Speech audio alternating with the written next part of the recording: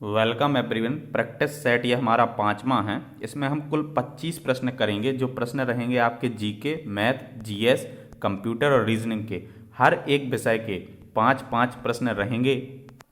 चाहे किसी भी एग्ज़ाम का आप प्रिपरेशन कर रहे हों, SSC, SSC GD, bank, railway, state government के अंतर्गत एमपी में पटवारी, जेल प्रहरी, वन रक्षक, ये कॉमन टॉपिक होते हैं आपके। हर टॉपिक से हम 5-5 प्रश्न करेंगे। कुल 25 प्रश्न रहेंगे। कमेंट बॉक्स में आपको बताना है कि 25 में से कितने क्वेश्चन आपने सही किए हैं। ये वीडियो आपके लिए काफ़ी हेल्पफुल रहेगा। चलिए वीडियो को हम स्टार्ट करते हैं। पहले हमारे जीके के 5 प्रश्न रहेंगे। विश्व बैंक की स्थापना किस वर्ष हुई? 1942, 1944, 1946 और 1949। तो जो विश्व बैंक है आपका, इसका स्थापना हुआ था 1944 में।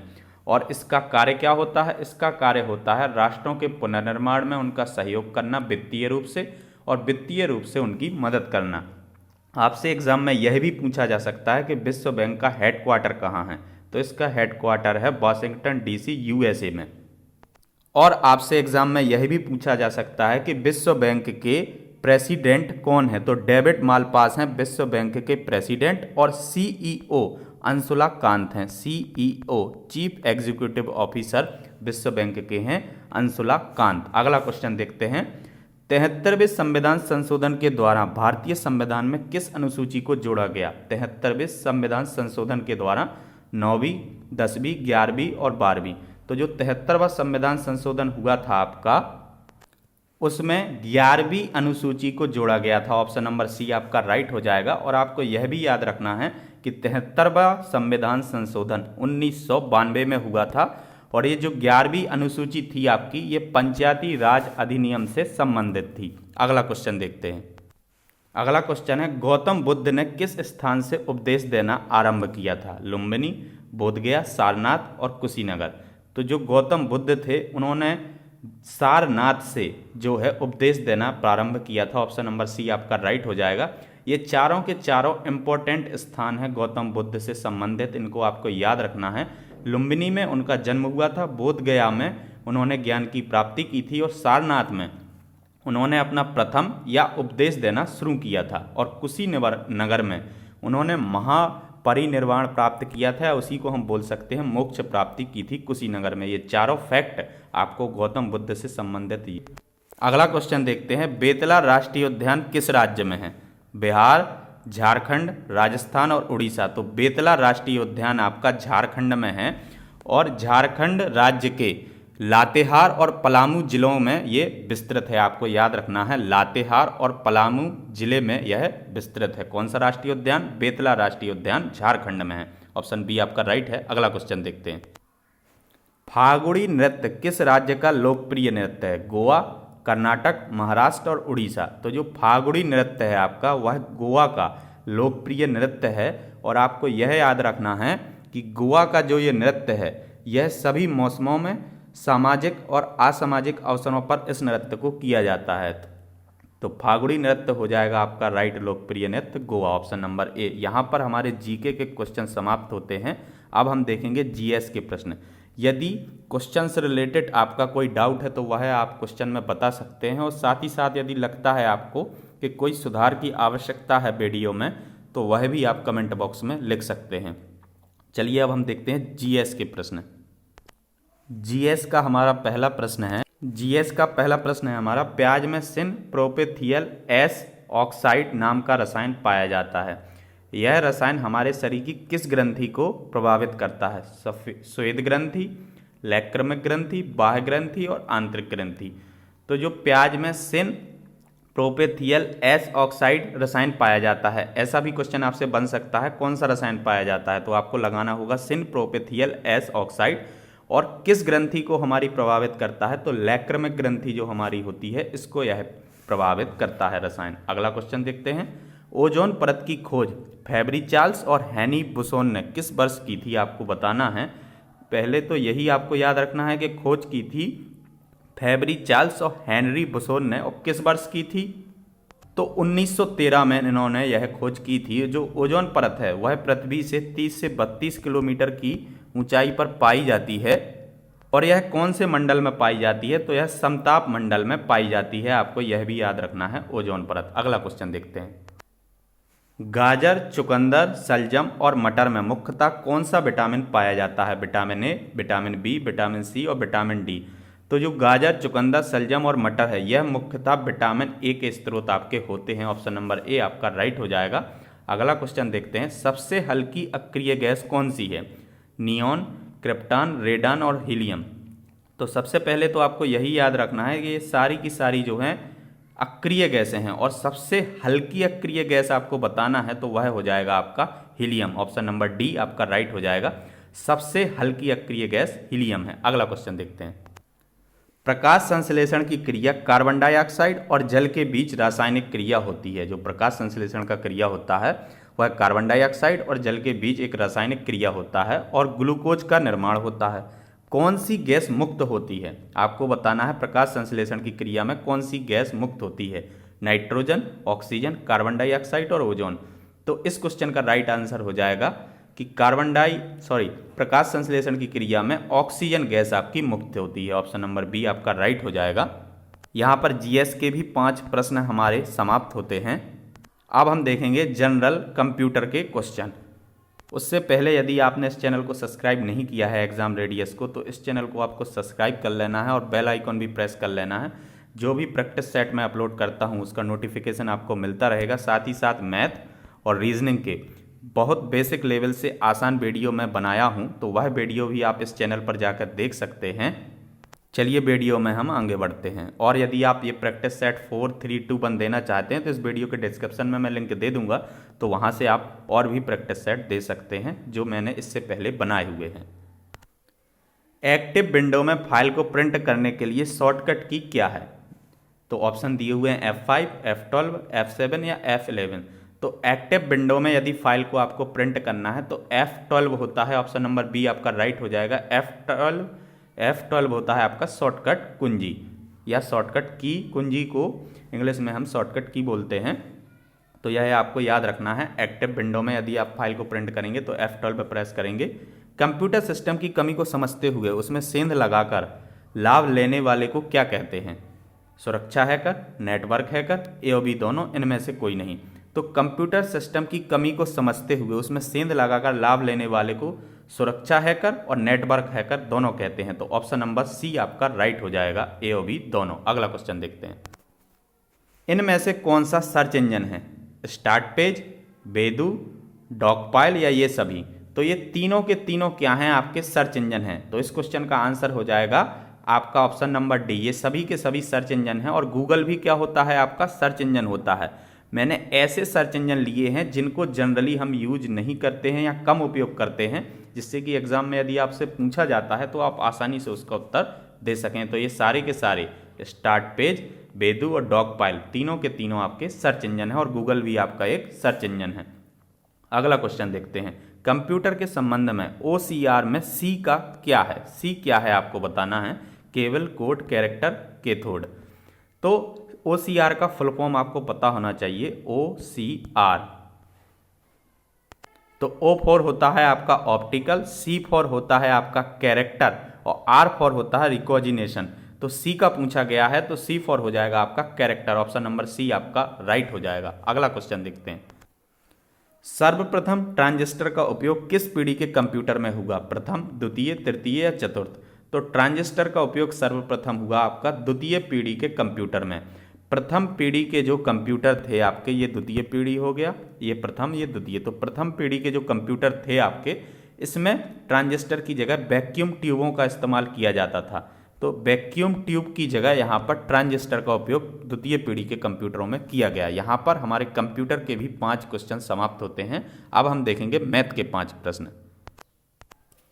पहला प्रश्न है हमारा मैथ का। एक नल किसी टंकी को 20 घंटे में खाली कर सकता है और 2 नल क्रमशः 10 घंटे और 30 घंटे में भर सकते हैं।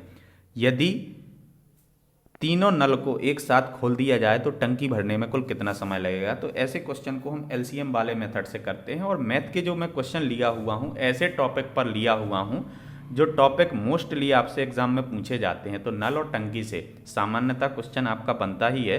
तो सबसे पहले बी और सी हम लिख लेते हैं।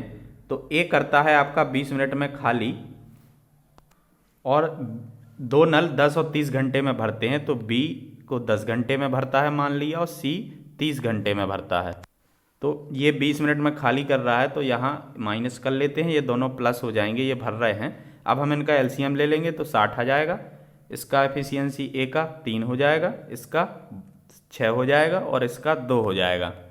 अब ये भर रहा है तो इसको माइनस ले लेंगे, इन दोनों को प्लस, तो 6 और 2 हो गया आपका 8 और माइनस 3, तो ये 5 हो जाएगा। तो ये 5 जो है क्या कर रहे हैं, काम कर रहे हैं तीनों मिलके, और कुल काम है हमारा 60, ये जो हमने एलसीएम लिया था, तो 60/5 हम कर देंगे तो हमें मिल जाएगा 12 मिल जाएगा। तो 12 ऑप्शन नंबर सी आपका राइट हो जाएगा। यदि तीनों टंकी में तीनों नल को खोल दें हम, तो भरने में कुल समय 12 घंटा लगेगा। ऐसे क्वेश्चन में सबसे पहले आपको एलसीएम ले लेना है। यदि कोई नल खाली कर रहा है तो उसको हम माइनस कर देंगे एफिशिएंसी निकाल के, और जो टोटल कार्य होगा जो हमारा आया था यहाँ पर 5, इन दोनों नल को जोड़ने के बाद उसको घटाने के बाद, तो उसका हमने भागा कर दिया, तो 12 घंटे। इसी मेथड से आपको हल करना है, एग्जाम में आसानी से आप उत्तर निकाल पाएंगे। अगला प्रश्न देखते हैं। 25,000 रुपये का 2 वर्षों का चक्रवृद्धि ब्याज ज्ञात कीजिए यदि दर 9% हो। तो मूलधन है आपका 25,000, तो सबसे पहले आप 2 वर्ष हैं, तो यहाँ ये पहला वर्ष हो गया, ये दूसरा वर्ष हो गया, तो 9% है, तो 25 जो हज़ार है आपका, इसका हम सबसे पहले 1% निकालेंगे, तो 1% हो जाएगा 250, तो 250 हो जाएगा 1%, और ब्याज 9% है, तो 250 में जब हम 9 का गुणा करेंगे तो हमें मिल जाएगा 2250 पहले वर्ष का ब्याज, और 2250 हो जाएगा आपका दूसरे वर्ष का ब्याज। ये 2250 है, ये भी 2250। अब ब्याज यदि साधारण होता है तो इन दोनों को हम जोड़ देते, साधारण ब्याज हमारा निकल आता। यहाँ पर चक्रवृद्धि ब्याज है, तो जो प्रथम वर्ष का ब्याज है उस पर भी हमें दूसरे वर्ष में ब्याज देना होगा, तो 2250 का जो दर है हमारा 9% और निकाल देंगे, तो इसका 1% हो जाएगा 22.5, और इसमें हम 9 का गुणा कर देंगे तो हमें मिल जाएगा 202.5, और जब ये तीनों 2250 और 2250 4500 और 202 आपका हो जाएगा 4702.5 रुपये। तो ऑप्शन नंबर सी आपका राइट हो जाएगा। ये बिल्कुल आसान तरीका है, आप जितने वर्ष का भी ब्याज पूछा गया है उनको आप कॉलम बना लें 1 और 2, और उसके बाद सीधा सा जितना प्रतिशत पूछा गया है 9% दर है उसका, तो 9% निकालने के लिए जो मूलधन होगा उसमें पीछे से 2 अंक बाद लो हम दशमलव रखेंगे तो हमें 1% मिल जाएगा। यहाँ पर मिल गया था 250 रुपये, तो हमने 9 का गुणा कर दिया, तो प्रथम वर्ष द्वितीय वर्ष का ब्याज हो गया। चूँकि हमें चक्रवृद्धि ब्याज निकालना था, इसलिए जो प्रथम वर्ष का ब्याज होगा उस पर भी दूसरे वर्ष में ब्याज देय होगा, तो इसका भी हमने 9% निकाल के जोड़ दिया, तो हमारा ऑप्शन नंबर सी 4702.5 रुपये उत्तर राइट हो गया। अगला क्वेश्चन देखते हैं। अगला क्वेश्चन है, एक आयत की लंबाई 40 सेंटीमीटर, चौड़ाई 16 सेंटीमीटर है। यदि इसकी लंबाई 32 सेंटीमीटर कर दिया जाए तो चौड़ाई कितनी अधिक कर दी जाए कि क्षेत्रफल में अंतर ना पड़े। तो लंबाई और चौड़ाई दिया हुआ है, लंबाई 40 दिया हुआ है, चौड़ाई 16 दिया हुआ है, तो क्षेत्रफल निकालने के लिए इन दोनों का हम गुणा कर देंगे, तो ये हो जाएगा 640। तो जो पहली कंडीशन में आपको दिया हुआ है लंबाई चौड़ाई, उसका क्षेत्रफल हो गया आपका 640। तो आपको यह याद रखना है, आयत क्या होता है आपका, जिसके आमने सामने की भुजाएं बराबर हों, उसको हम आयत बोलते हैं। अब दूसरे कंडीशन में आपको दिया हुआ है कि लंबाई 32 कर दिया जाए, 32 कर दिया, क्षेत्रफल में अंतर ना हो, मतलब वही रहे 640। तो आयत का क्षेत्रफल होता है आपका लंबाई गुणा चौड़ाई, तो लंबाई 32 दिया हुआ है, चौड़ाई x मान लेंगे, क्षेत्रफल वही दिया रहेगा आपका, चेंज नहीं होना है 640। तो जब 640 में आप 32 से भागा करोगे तो आपको मिल जाएगा 20, तो x बराबर आपको 20 मिल जाएगा, तो इसका चौड़ाई हो जाएगा 20, ऑप्शन नंबर बी, और क्षेत्रफल में अंतर नहीं होगा। मैंने यहाँ पर 2 आयत इसलिए बनाए थे जिससे आपको समझ में आ जाए, लंबाई और चौड़ाई दिया हुआ था, क्षेत्रफल निकाल लिया, प्रश्न में बोला हुआ है क्षेत्रफल में अंतर ना हो तो हमने वही रहने दिया, और लंबाई 32 कर दी थी, और चौड़ाई क्या होता है, लंबाई गुणा चौड़ाई होता है आपका आयत का क्षेत्रफल, छोटा सा फॉर्मूला लगा दिया, आसानी से हमने आंसर निकाल लिया। अगला क्वेश्चन देखते हैं। एक नाव धारा की दिशा में 76 किलोमीटर की दूरी कितने समय में तय करेगी, आपको बताना है। यदि शांत जल में नाव की चाल 5 किलोमीटर प्रति घंटा, धारा की चाल 3 किलोमीटर प्रति घंटा हो। तो नाव की चाल हमने ए मान ली 5 किलोमीटर पर घंटा है, और धारा का चाल दिया हुआ है बी मान लेते हैं 3 किलोमीटर पर घंटा है। और जब प्रश्न में दिया हुआ है धारा की दिशा में, जब दोनों समान दिशा में जाएंगे ए और बी दोनों समान दिशा में जाएंगे तो इनको हम जोड़ देंगे, तो ये हो गया 8 किलोमीटर पर घंटा हो जाएगा धारा की दिशा में नाव की चाल। कुल दूरी तय करना है 76 किलोमीटर, तो 76 बटा हम 8 कर देंगे तो हमें मिल जाएगा 9.5। तो 9.5 घंटे उसको टाइम लगेगा क्या करने में, 76 किलोमीटर की दूरी तय करने में। अगला प्रश्न देखते हैं। अगला प्रश्न है हमारा 1250 रुपये की राशि ए बी सी डी में क्रमशः 5:3:2:1 में बांटी जाती है, तो बताइए बी का भाग कितना है। जब भी ऐसा प्रश्न आए तो सबसे पहले आपको ए बी सी और डी लिख लेना है। इनके भाग क्रमशः दिए हुए हैं, तो ये 5 हो जाएगा, ये 3 हो जाएगा, ये 2 हो जाएगा, ये 1 हो जाएगा। अब एक्स मान लीजिए इनको 5x 3x 2x और 1x, ये क्या हो जाएंगे, इनके भाग हो जाएंगे। उसके बाद प्रश्न में दिया हुआ है टोटल राशि 1250, तो इन सभी को हम जोड़ देंगे तो 5 और 3 8 और 2 10 और 1 11। सॉरी, ये 5 की जगह यहाँ हमारा 4 है, तो ये 4x हो जाएगा, तो ये टोटल 10x हो जाएगा। तो 10x बराबर हो जाएगा आपका 1250, तो x बराबर आपका हो जाएगा 125। एक जीरो से एक जीरो ये कैंसिल। यहाँ पर पूछा हुआ है b का भाग, तो b का भाग है 3, तो 3 में गुणा कर देंगे 125 का, क्योंकि x का वैल्यू हमने निकाल लिया है। तो 375 ऑप्शन नंबर ए आपका राइट हो जाएगा। यहाँ पर प्रिंटिंग मिस्टेक था, 5:3:2:1 की जगह 4:3:2:1 आपका है, तो आपका ऑप्शन नंबर ए राइट हो जाएगा 375। अगला क्वेश्चन देखते हैं। डी सबसे लंबा है, ए बी से लंबा है और सी से छोटा है, ई केवल डी से छोटा है, तो बताइए सबसे छोटा कौन है। यहाँ पर मैथ के क्वेश्चन समाप्त हो गए हैं, ये रीजनिंग का पार्ट हमारा शुरू हो गया है। 5 क्वेश्चन रीजनिंग के होंगे, तो यहाँ डी सबसे लंबा है, तो ऐसे क्वेश्चन में आपको सिर्फ लिख लेना है डी सबसे लंबा है, तो इसको सबसे ऊपर लिख लेते हैं। अब दिया हुआ है आगे ए बी से लंबा है, तो ए बी से लंबा है तो बी को नीचे लिख लेते हैं और ए को ऊपर लिख लेते हैं। उसके बाद दिया हुआ है और सी से छोटा है, तो सी कहाँ आ जाएगा, ए के ऊपर आ जाएगा, तो ए सी के ऊपर आ जाएगा, ए इससे बड़ा है क्योंकि। ई केवल डी से छोटा है, तो जो ई है वो केवल डी से छोटा है, तो ये सी के ऊपर आ जाएगा। तो डी ई सी ए और बी, ये हमारा क्रम बन गया।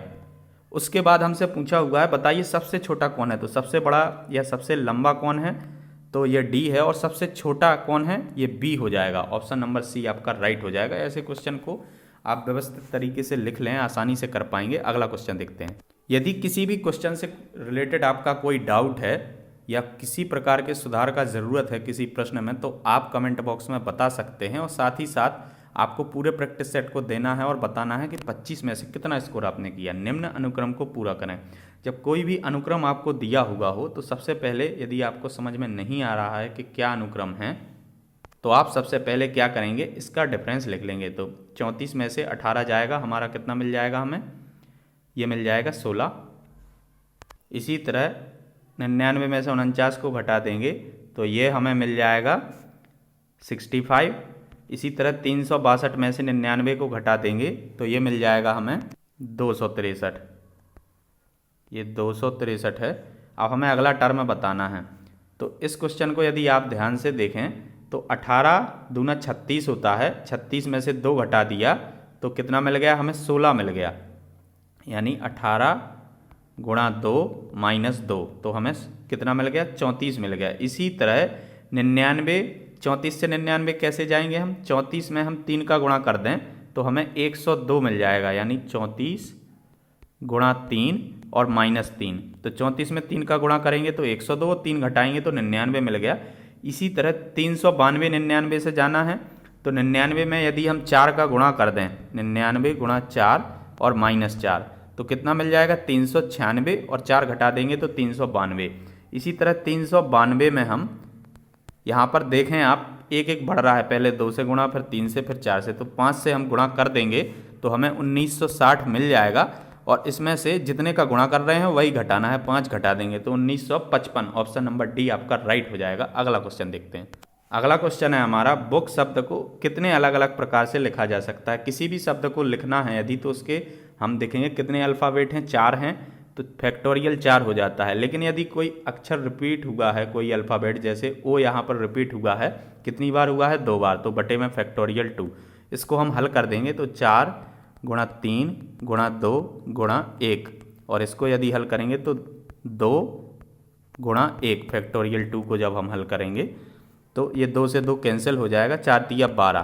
तो बुक को हम कितने अलग अलग प्रकार से लिख सकते हैं, तो 12 अलग अलग प्रकार से लिख सकते हैं। ऑप्शन नंबर बी आपका राइट हो जाएगा। अगला क्वेश्चन देखते हैं, निम्न में से विषम संख्या चुनें। तो 3 और 5 8 हो गया, और 7 15 हो गया, और 4 तो इनका जोड़ 19 हो जाएगा। पहली वाली जो संख्या दी हुई है 3574। इसी तरह 8651 8 से 14 5 19 ये 20 हो जाएगा। 7 और 8 15 और 1 16 और 4 20 हो जाएगा। इसी तरह 5 और 2 7 और 8 15 और 5 20 हो जाएगा। और इन तीन संख्याओं का जोड़ हो रहा है जो 20 हो रहा है, जो ऑप्शन नंबर ए दिया हुआ 3574 इसका 19 हो रहा है, तो ऑप्शन नंबर ए आपका राइट हो जाएगा। ये विषम हो जाएगा संख्या, ये अलग है इन चार संख्याओं में से। अगला क्वेश्चन देखते हैं। एक लड़के की तस्वीर की ओर इशारा करते हुए एक लड़की ने कहा कि वह मेरे चाचा के पिता की पुत्री का पुत्र है। तो बताइए तस्वीर वाला लड़का लड़की से किस प्रकार संबंधित है, चाचा, पिता, भाई, दादा। तो इस क्वेश्चन का आंसर आपको कमेंट बॉक्स में बताना है। साथ ही साथ आपको यह भी बताना है कि 25 में से कितने क्वेश्चन आपने सही किए। और यदि किसी क्वेश्चन से रिलेटेड कोई भी डाउट है तो आप कमेंट बॉक्स में बता दें, मैं निश्चित ही उसका रिप्लाई करूँगा। और यदि किसी भी प्रकार का सुधार का ज़रूरत है इस वीडियो में, प्रैक्टिस सेट में, तो आप बता दें, वह सुधार भी किया जाएगा। और यदि आपने अभी तक चैनल को सब्सक्राइब नहीं किया है तो चैनल को आप सब्सक्राइब कर लें। मिलते हैं नेक्स्ट वीडियो में। Thanks for watching.